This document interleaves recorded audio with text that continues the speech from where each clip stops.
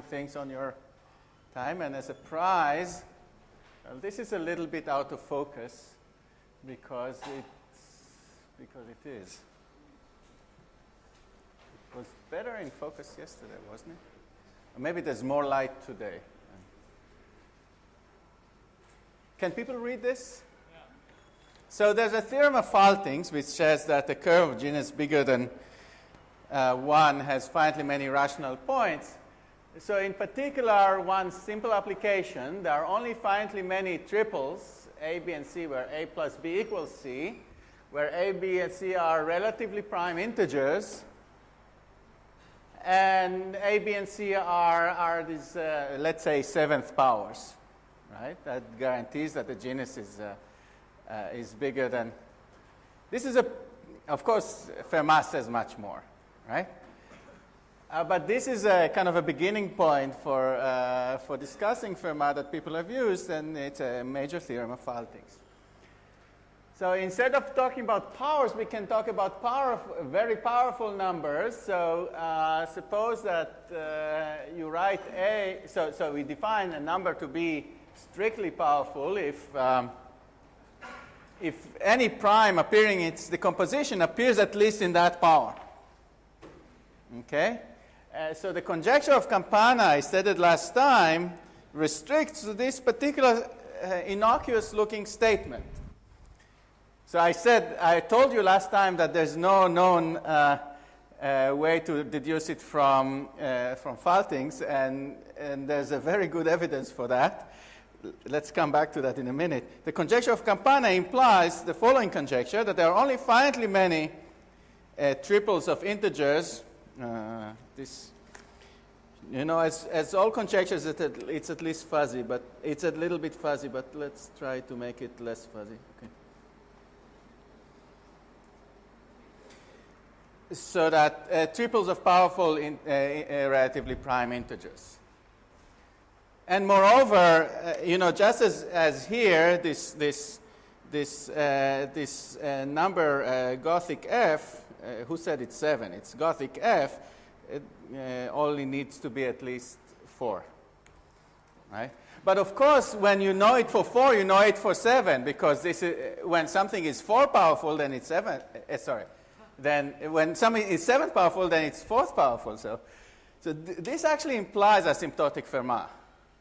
It says that Fermat has finitely many solutions, right? And on the other hand, it's easy to see that it's a weak form of the ABC conjecture.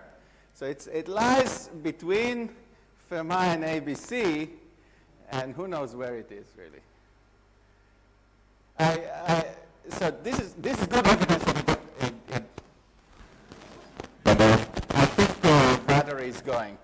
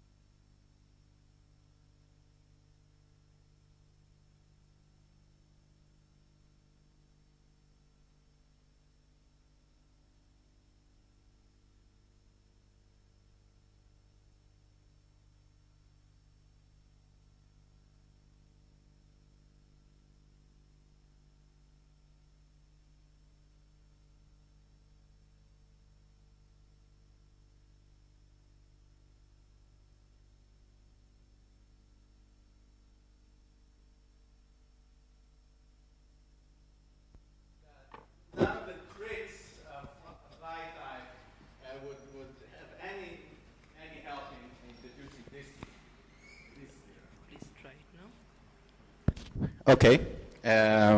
Okay.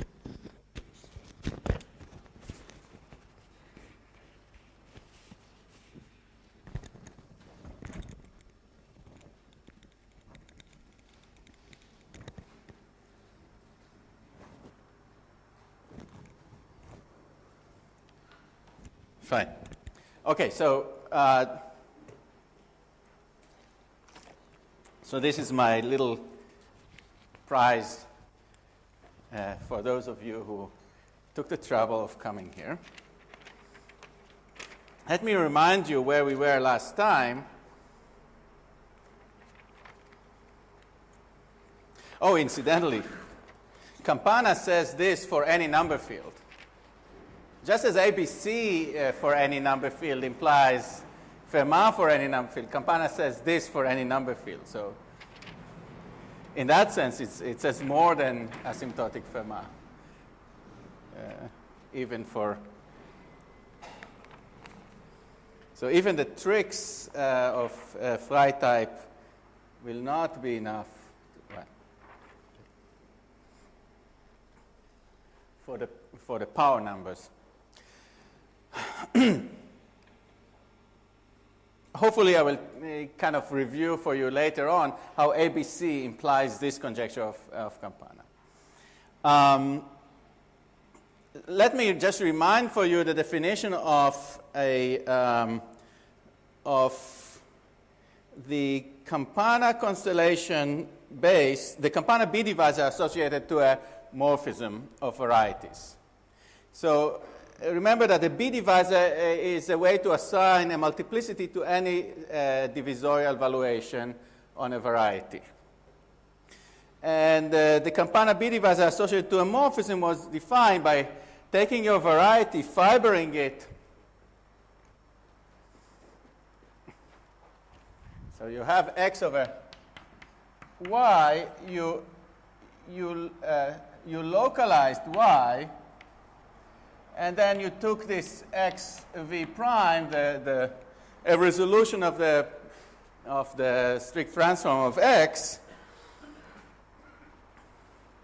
and you wanted to assign a multiplicity to the V, and the way you think about this, Y sub V now is like a curve. It's a spectrum of a discrete valuation ring, and X is a family over a curve, and over V there's some fibers, and these are the components of the fibers I take with, if I take the reduced structure, then I call them CI. Each one occurs in the fiber with multiplicity MI, and I take the minimum of this multiplicity, and the crucial thing that Campana introduces that departs from the usual terminology, usual theory of orbifolds that we saw yesterday, is taking the minimum and not the GCD. And we form the usual orbifold type multiplicity 1 minus 1 over MV, and that's our B divisor. Okay? And I claim, and I haven't actually given you a proof, that this is independent of choices, and this B divisor is kind of a birational invariant in a suitable sense. And then this tells us what the new structure, what are the dragons that Campana needs in order to this is way too high. Well, this theory is all a little bit in the up there, right? So a Campana constellation, even the terminology, a Campana constellation consists of a variety with a B divisor, such that locally in the Tal topology it looks like it's coming from a fibration. In particular, it has only these orbifold type multiplicities, but more. This says a little more. And later on, I want to show that there's really some.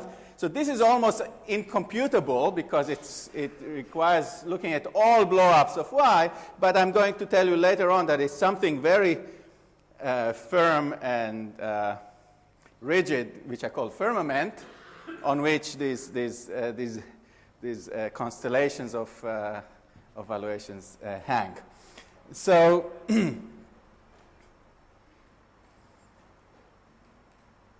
right. So a Campana constellation is something like this. And here I just defined a piece of the constellation that has divisorial support on a particular birational model. I don't think I will need, I'll use it at one point.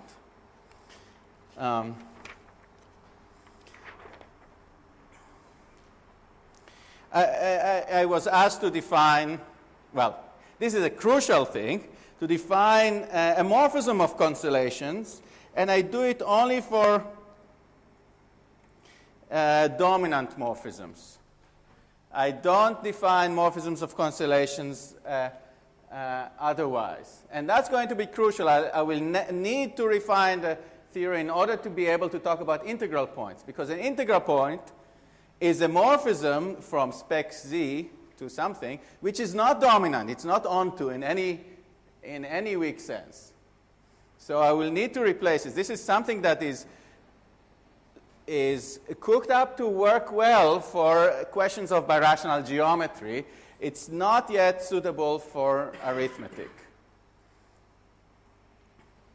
So let x with delta x be a Campana constellation, and f from x to y a dominant morphism. What I define here is an induced structure on y.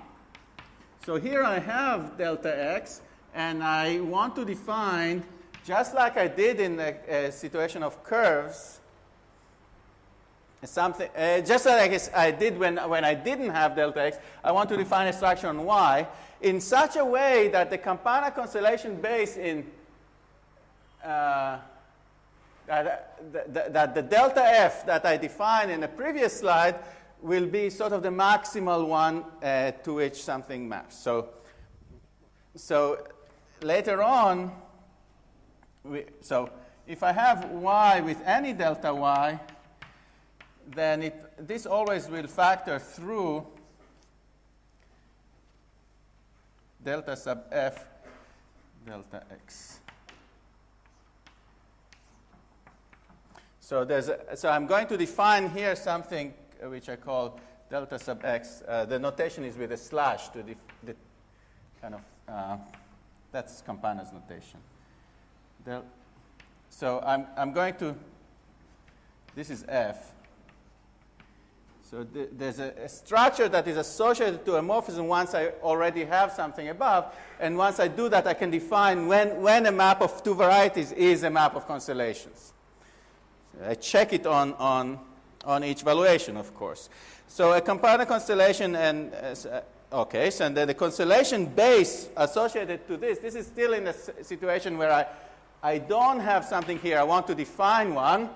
Kind of the maximal one is defined as follows. For each divisorial valuation on nu on y, and each something above it on x, so instead of looking at components on x, I look at all valuations above it, all divisorial valuations above it, with center D dominating the center. So dominating the center means the image. Okay? Then let the relative multiplicity of the thing above over the thing below to be the multiplicity that I'm given above. I'm given a multiplicity on x times the previous multiplicity that I used, namely how many times does the center above appear in the fiber below. That's the natural thing to do, and it's exactly what would come up with curves if you think about it. And then, of course, as usual, you define the multiplicity of the thing below to be the minimum of all these multiplicities, the relative multiplicities, and delta will be the orbifold number associated to it.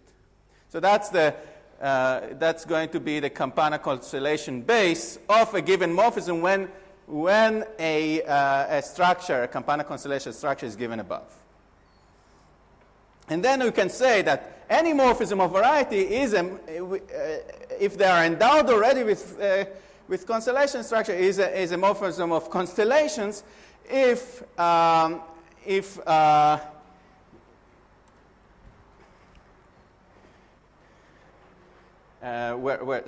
any morphism of varieties. So I have here x comma delta x. Any morphism of variety is endowed with constellation structure is a morphism of constellation if it factors like this. And so I need just to tell you when does it mean that it factors on the same variety. When is a morphism? I just need to know that an inequality of the multiplicities here have to be bigger or equal than the multiplicities here.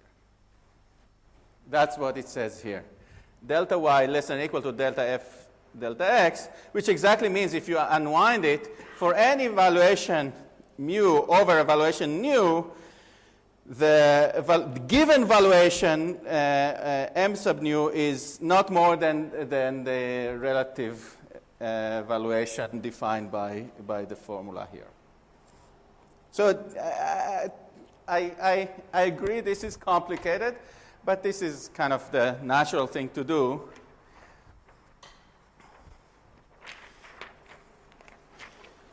On the level of valuations.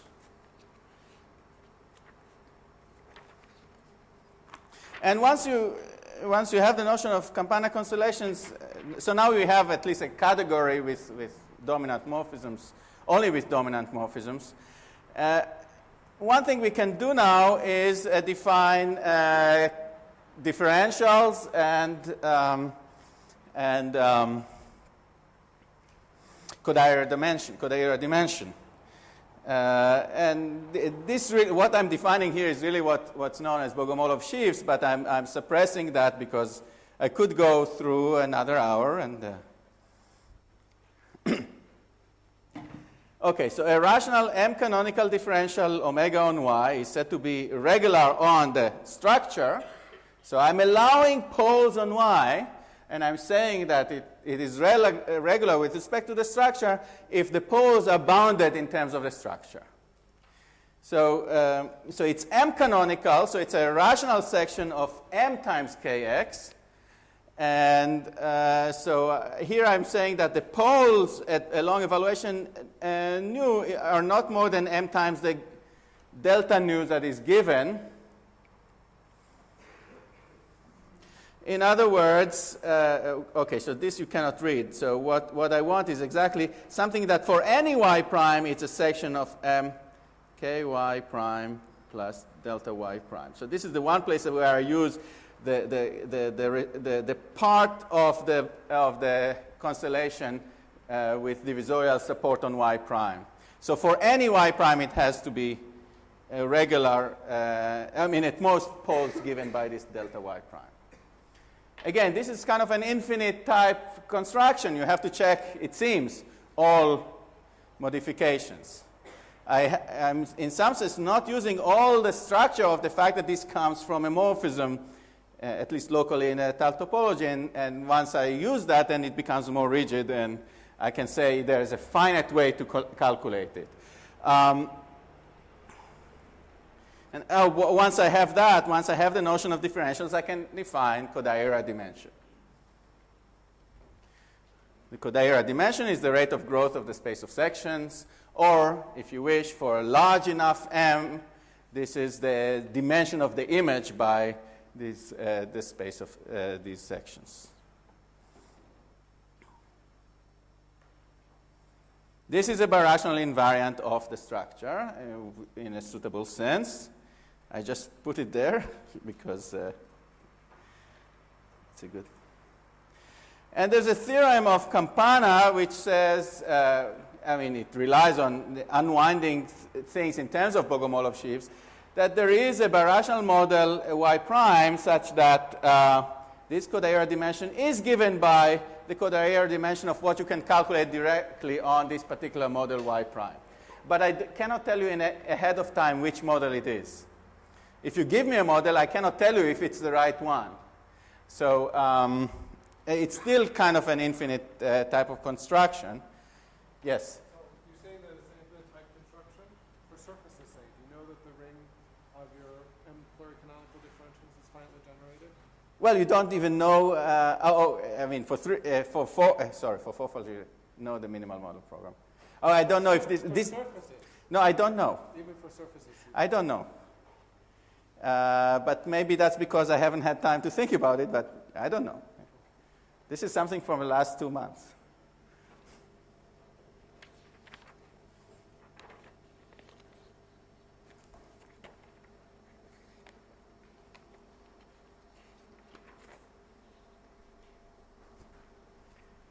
Well, I guess, so wait. So if Campana says that it's this, and all the multiplicities are 1 minus 1 over m, then what do you know about such things for surfaces?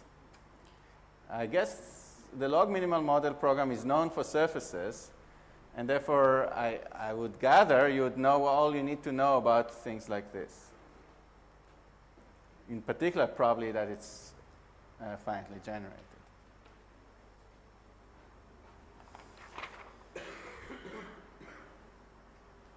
No, sorry, only the Kodaira dimension. Campana says that the Kodaira dimension, it's not the same, same space of section, not the same ring. Sorry, I don't know that. But, you know, maybe you can prove more. Here's a definition, which brings us closer to questions of arithmetic. A Campana constellation, Y with delta, is said to be of general type if the Kodaira dimension is the dimension. That's just as we had before. And then a Campana constellation is said to be special if there is no dominant morphism x delta to y delta prime, where y delta prime is of general type. So somehow there are two opposites. One is when you have a lot of sections, and one is no image has a lot of sections. And here's something relative. This is a relative version of this. A morphism is said to be special if its generic fiber is special, and a morphism is said to have general type base if a morphism from a Campana constellation to a variety has general type base if the induced structure on Y is of general type. And in particular, if X comes with a trivial structure, you say that a morphism is said to have general type base if the Campana constellation base is of general type. This is very similar to what we had for curves.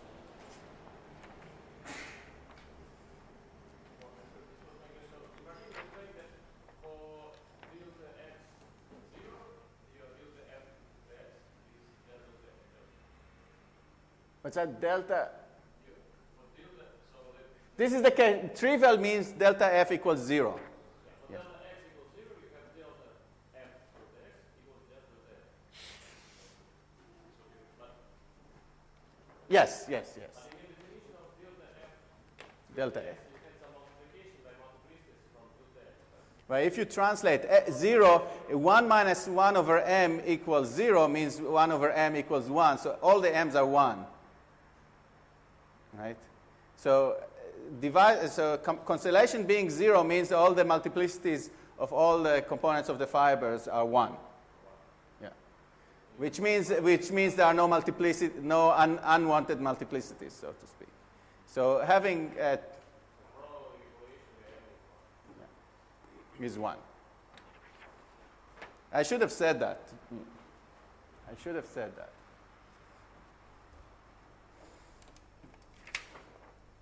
And Campana says, this is not a difficult result once you know you have the background from higher dimensional geometry and the minimal model program and things like that. You don't need much of you don't need the minimal model program even. You just need the Fiveg's theorem of subadditivity of Kodaira dimension, which I skipped a couple of days ago. So once you have that, you have this theorem of Campana, which says if you have any Campana constellation, there exists a dominant rational map from X to C of X, unique up to birational equivalence, such that first it has a special generic fiber. So all this is just like the rationally connected fibration. All the special things are in the fiber, and the base is of general type. So, I'm saying here this is final for so it has the biggest possible special fibers among all maps, and the biggest possible base of general type for all maps. Yeah, it has this universal properties. It's called Campana calls it the core. I call it the Campana core of x comma delta x. And the image constellation is the core constellation of x delta x. The key case, the case we are most interested in is when we start with trivial structure on x. So trivial structure, again, is when the divisor is 0, namely all the multiplicities are 1. And then this is just the core of x itself. Okay? In other words, so here's a nice fact is that x is special if and only if the core of x, is just a point. If and only x is special, if and only if it doesn't have any map to a positive dimensional, I should have said, Campana constellation of general type, therefore the image has to be a point.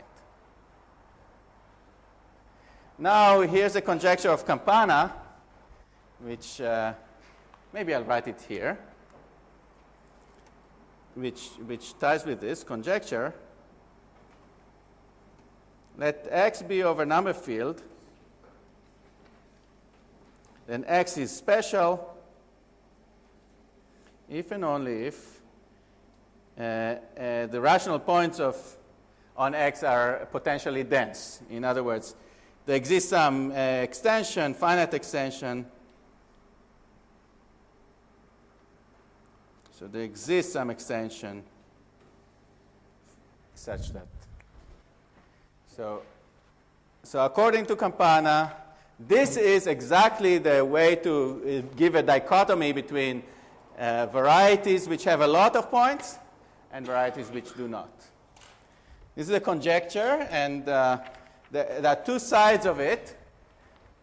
One side is, given a special variety, construct lots of rational points on it, at least after an extension.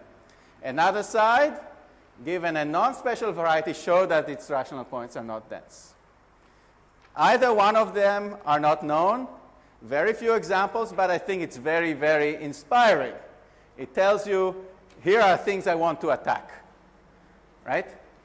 And I'm sure there are people already trying to attack it. Okay. No, there are no curves here. X is just a variety. Did I say curve? No. Let X be a variety over a number field. Trivial constellation structure. Okay. Now, the problem with this conjecture, the way Campana left it like that, unlike the case of curves where he explains why this should be the case, because he has a conjecture on integral points on constellations, he left it like that. He didn't tell us, well, there should be a notion of integral points on a constellation in such a way that the image of integral points by constellation morphism is an integral point, at least after inverting some primes. So if X is a proper variety, then integral points are the same as rational points. So this says that image of rational points should be integral points on the constellation base. And if we know that the constellation base is of general type, the real conjecture should be if you have a constellation of general type, then the integral points are not Zariski dense. And that Campana didn't go this far, and I'm going to try now in the remaining minutes of this lecture to explain this. Yes. Have you defined for us what it means to have an integral point of a constellation? I have not defined, neither have Campana. Campana just mentions that a friend of his mentions that it could be done. But in your first slide, there was an implicit definition. The faulting slide with lots of colors. Oh, that's for curves. I defined for curves. I defined soft rational points for curves, soft integral points for curves. I only did it for curves because for curves it's easier to understand. The problem is exactly the problem that Campana hit, and which bothered him for quite a while, and is what happens when two of the divisors intersect. The fact that you're going to blow up means that you can't just okay, so you can define an integral point just like you defined for a curve. When you take one birational model, you have a particular divisor on it with particular multiplicity, define integral points there, but there's no way to know if they are the images of, if an image of a rational point is necessarily integral, because you have forgotten all the structure that exists in the intersection of a divisor. And that's something that you have to address. And that's what I'm trying to address with the following. I have a question. Suppose you don't know anything about the Campana constellations in your conjecture, right? Yes. What's the difference between the classical setup and this setup? I mean, if I say X is special, it is not general type, right? If it doesn't have a map to a variety of general type? Yeah. Then that's the left-hand side. And the And so I gave an example. The surface S2 that I gave 2 days ago was an example that if you use maps to usual varieties of general type, that does not distinguish between many rational points or not. okay. And I therefore argued that I explained that Campana was looking for, instead of doing varieties of general type, doing dragons of general type or whatever it is, and I call these dragons Campana constellations. Okay, thank you for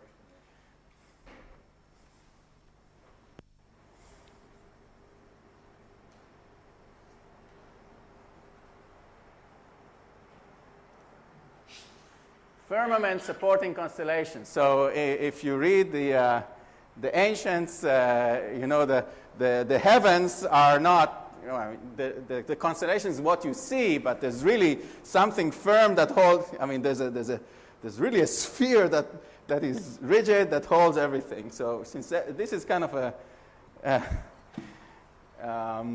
theory in the sky, in the clouds, I think this is appropriate.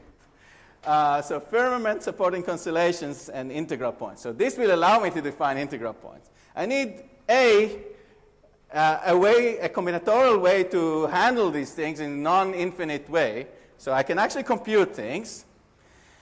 I need to understand non-dominant morphisms, so I have a chance of looking at integral points and reduction. And the only way I know so far to introduce combinatorics into algebraic geometry is using toroidal geometry, and in particular toric geometry. So let me just remind you, so Chinkel mentioned toric varieties, I guess 2 weeks ago.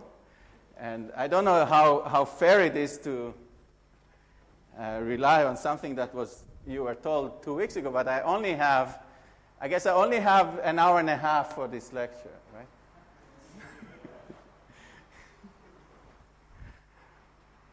All right, so what's a toroidal embedding is a variety which locally looks, so here's a variety together with an open set, and what I draw is a complement of the open set, evidently. A variety which locally looks as if it comes from a toric variety. So there's a small analytic neighborhood of any point here. For any point, there's a small analytic neighborhood, so which is isomorphic to an analytic neighborhood of a point on a toric variety. So toric varieties I draw kind of straight. Other varieties are kind of curvy and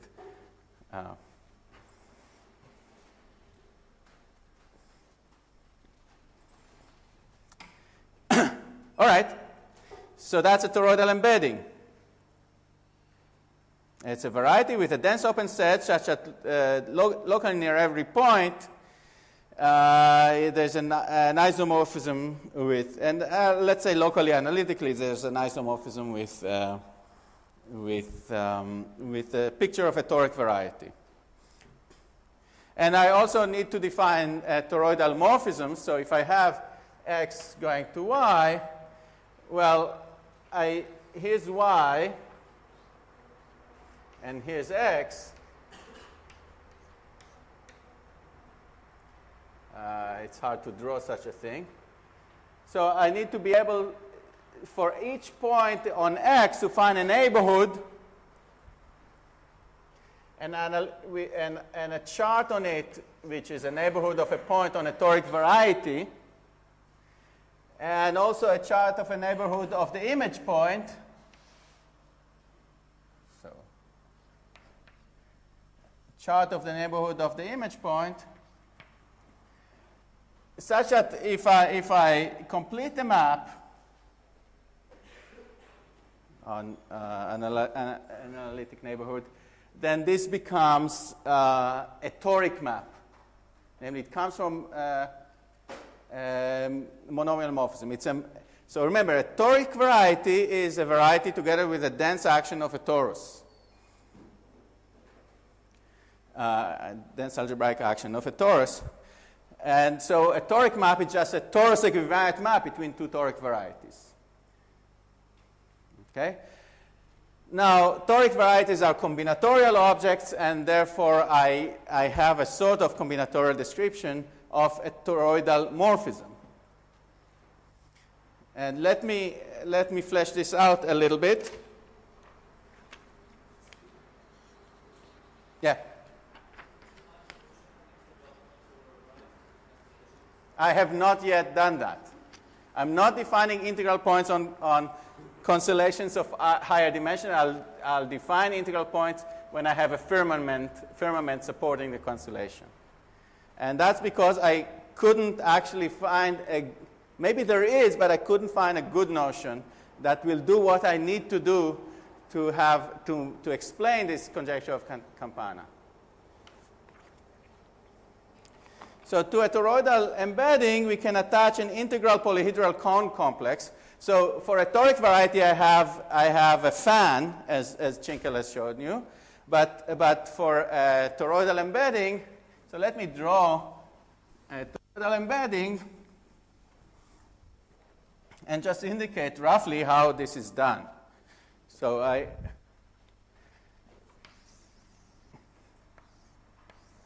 So here's a surface with three curves on it, meeting transversely. Then for each one of these points, the corresponding toric variety looks like A2, the affine plane, and therefore the cone is just the quadrant in the reed plane. So I have three quadrants, one here, one here, one here. If you wish, the cone associated to a neighborhood of a point here is just one of these rays, just one side of the quadrant. So what you're going to do is you're going to glue three quadrants along their sides. So the picture you get is something like this.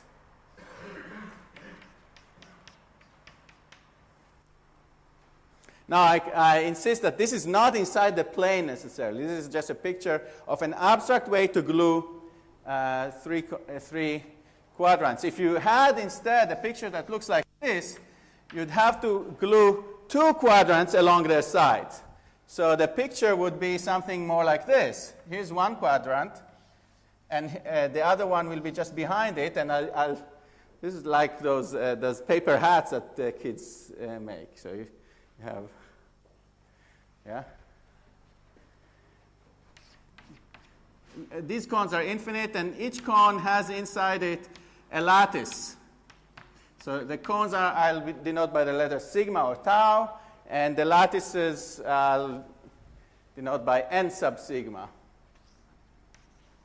This departs a little bit from the usual terminology. Usually the terminology n sub sigma is the lattice in the whole plane, and then you intersect with sigma to get the lattice inside sigma. I want the lattice inside sigma already. I'm going to use just a monoid. The lattice will be a monoid, not a group.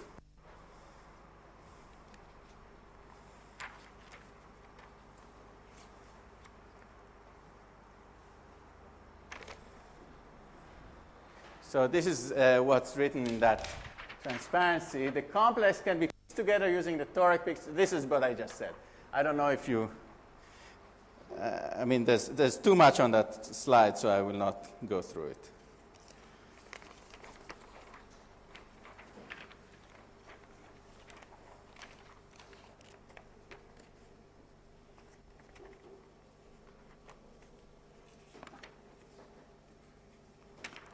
I'm going to have to relate it to valuations because I want to say that there's a constellation hanging from a firmament. I haven't defined firmaments yet. So the point is that these cones, instead of reading this, which is a little too much, let's think about what these cones stand for.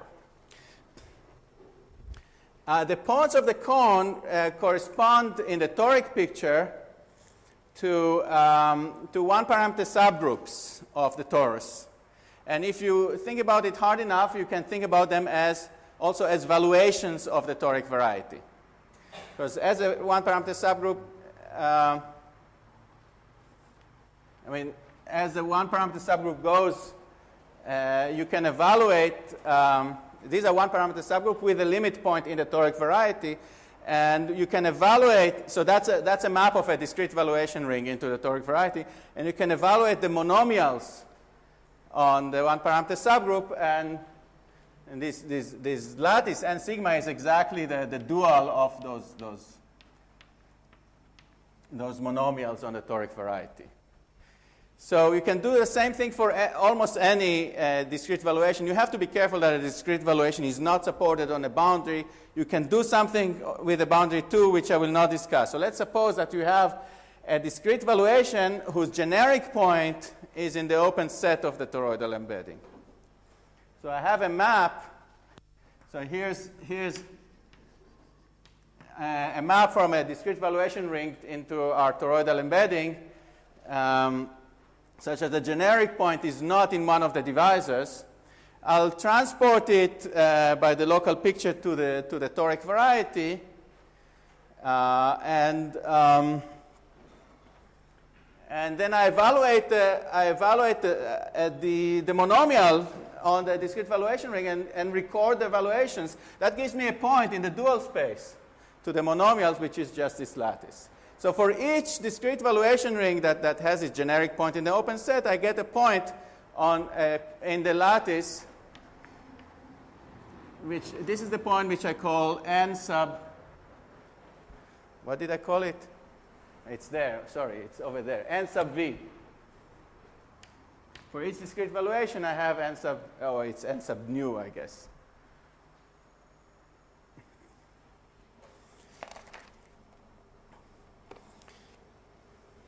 And this is what's written below is that this is compatible with maps.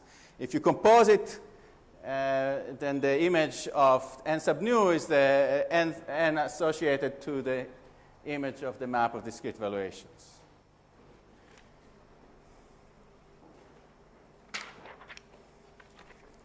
And once I do that, I can see.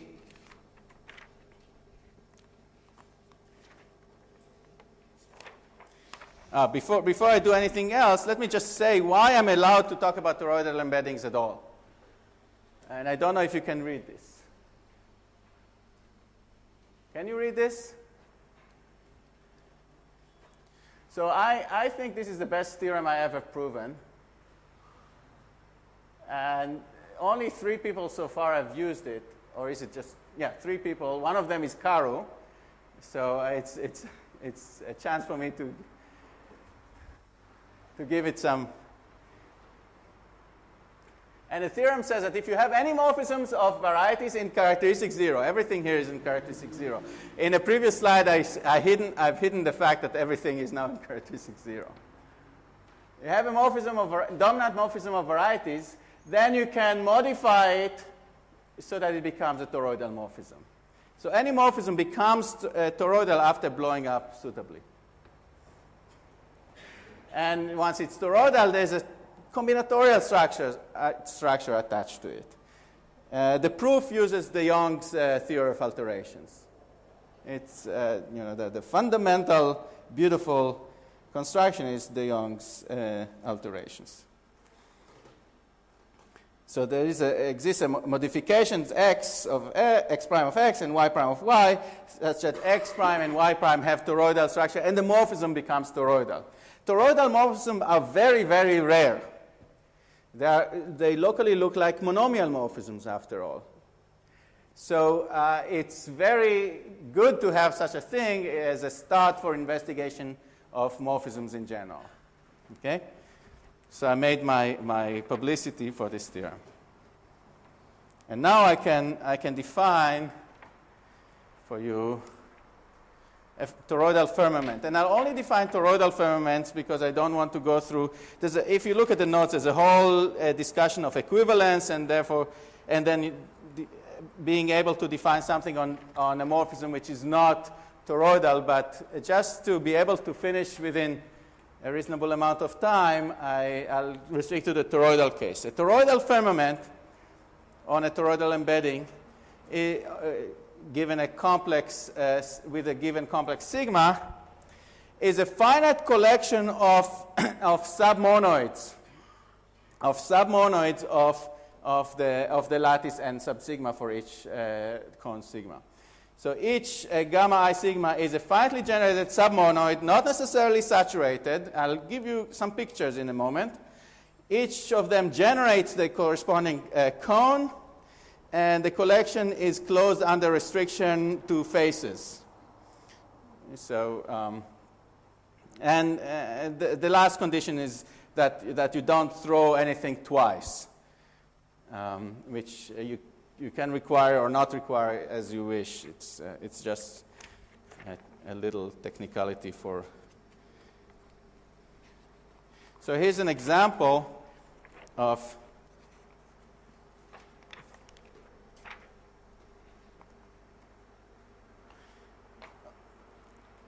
and what I'm describing here is toroidal morphism.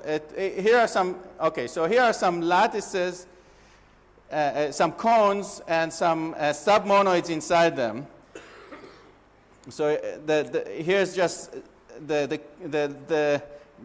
positive. In the first three examples, this is a positive real line. The lattice n sub sigma is always denoted by the black dots.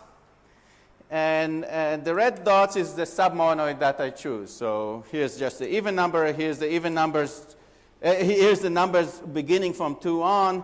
Here's the submonoid generated by 3 and 4. Here's in the plane just the even lattice points. Here is a lattice of index 2. And here is an example where, remember I said they're a finite collection. Here is an example where I have 2 submonoids inside the lattice.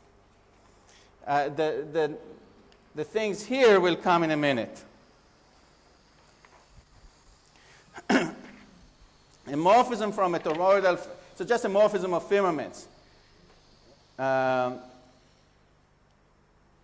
morphism of toroidal firmaments is just a toroidal morphism. Sorry, it doesn't need to be a toroidal. It's just a morphism which has this property such that for each sigma and each I, the image of the submonoid sigma, gamma I sigma, is contained in some submonoid in the image firmament. So this is just a compatibility condition for these compatibility condition for these maps. Yeah, was there a hand? No. So for instance, I need to draw a picture.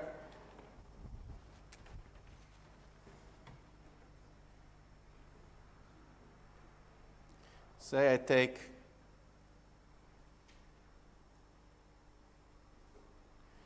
in the plane, I take the firmament given by choosing things that are multiples of 3 in this direction and multiples of 2 in this direction. And then you look at this submonoid, and you take its image, and what you get is a submonoid which is what I drew before. The thing that is generated by 2 and 3, which is the the image is this. Okay, so you have a map from this to this because every red lattice point here is mapping to a red lattice point here. That's a requirement.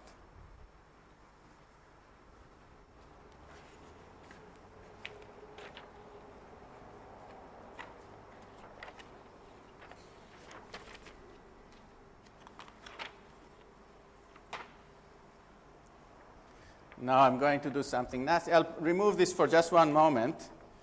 I'm going to do something nasty. I'm going to remove this because I'm restricting attention just to toroidal firmaments. And just look at the top. Let F be a flat toroidal morphism of toroidal embeddings, then the base firmament, this is what I drew there. The base firmament associated to a map is defined by the images, exactly the images of the lattice, the marked lattice points upstairs. So the base firmament, so the trivial firmament is obtained by just taking the whole n sigma. So the base firmament of a map, when I don't have any auxiliary structure upstairs, is obtained by just taking the image of the lattice points. So if instead of having a map where I have the black ones, if the black ones were just the red ones here, then the image firmament would be given by the red ones here. So I should have drawn this without the black ones and just looked at the image red ones. That's the image firmament. You take the lattice points upstairs and look at their image. It's going to be a monoid. It's not going to be a complete lattice. It's not going to be saturated. And what I gave you here, and the thing that I just erased, is a collection of examples of what the images look for different maps. So if t equals x squared, I see just the even points. If t equals x squared y cubed, I see the submonoid generated by 2 and 3. If t equals x cubed y fourth, I see the submonoid generated by 3 and 4, as you can imagine from 3 and 4 in the exponents. So it's a funny submonoid. It has a couple of holes, but then it starts being kind of regular. This is the example where s equals x squared and t equals y squared. You just get the even lattice points. This is the example where you have the map from the cone in u squared equals st down to the st plane. U squared equals st is a toric variety. And I take its natural toric structure and I map it to the st plane. The image is exactly this index 2 lattice. If I take the union of two copies of the affine line with two maps, one is the map where I squared x and one is the map where I squared y, then I have two different submonoids. One is the lattice where the x coordinates are any integer and the y are even, and the other is the opposite. So here's an example where I had more than one submonoid.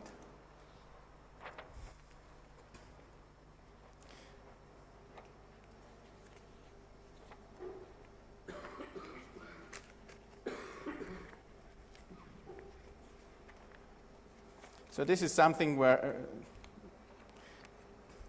I wish I could spend a couple of days explaining this.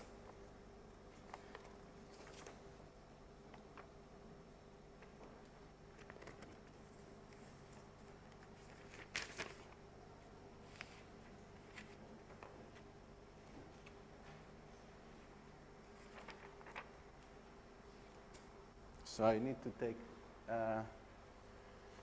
I'm missing something. I'm missing that slide.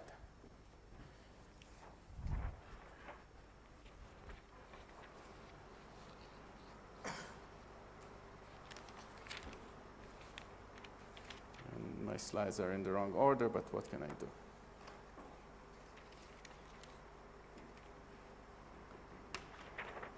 And now I can define I guess I could do that before. I can define the Campana constellation hanging. Maybe I'll leave that definition. I'll define a Campana constellation hanging from a firmament. So I need to tell you, oh, well, maybe I do want this. I need to tell you for each valuation what multiplicity to give it. So instead of reading what I wrote there, let me draw the picture. So I have a valuation V. I told you that the valuation V, well, if it's a valuation, then in particular, the image of the discrete valuation, the generic point goes to the generic point of the variety, so it doesn't lie in any of the divisor. That's good. So in particular, I have, oh, which color shall I use? The blue. So what the rule says, I take a evaluation, then it gives me a point n sub v. And the multiplicity is exactly which multiple of n sub b lies in one of the submonoids gamma I. If you think about what this means, if the firmament comes as a base firmament of something, and in fact every firmament comes locally in the Tal topology as a base firmament of something, that's not hard to show. If a firmament comes from as a base firmament of something, then what this says is which, if you look at this as a rational point, sort of, which route do you need to take in order to lift it up? So if this is n sub v, then m sub v is the minimum multiple that lies. So in this case, m sub v equals 2. If you're already in the red, so this is, in this case, m sub v equals 1 because it's already in the red.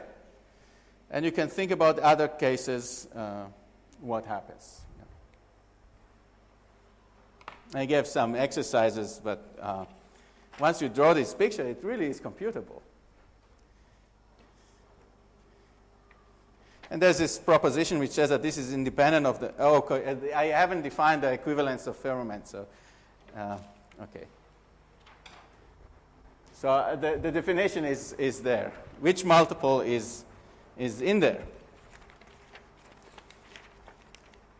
Now we can define an S integral point.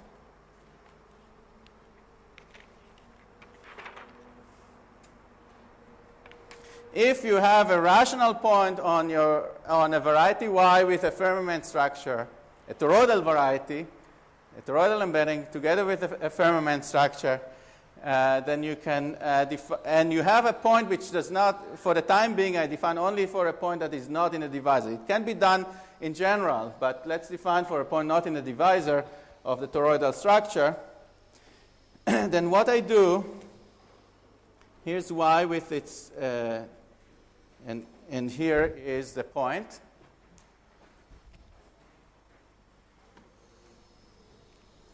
I spread it out over spec Z, spec OKS, or whichever. So I spread it out, and let's assume that I managed to spread it out, at least after inverting some primes. Spread it out so that it remains toroidal.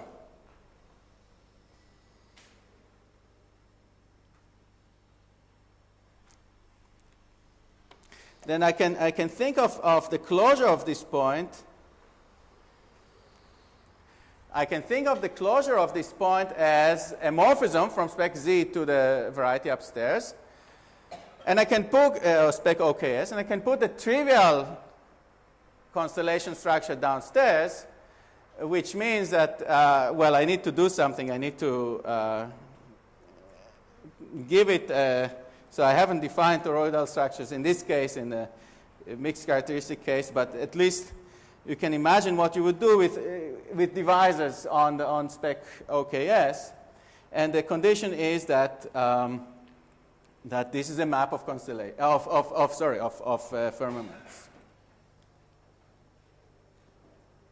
Is a morphism of firmaments.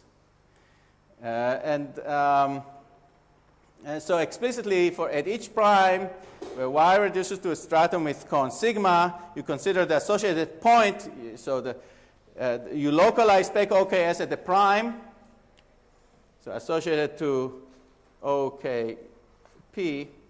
So OKP is just a little piece here. It should have been blue.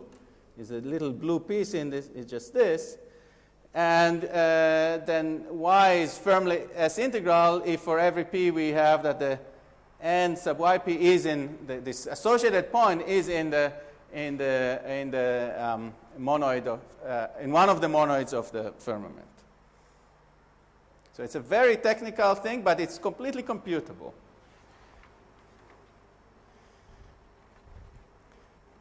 And just to finish,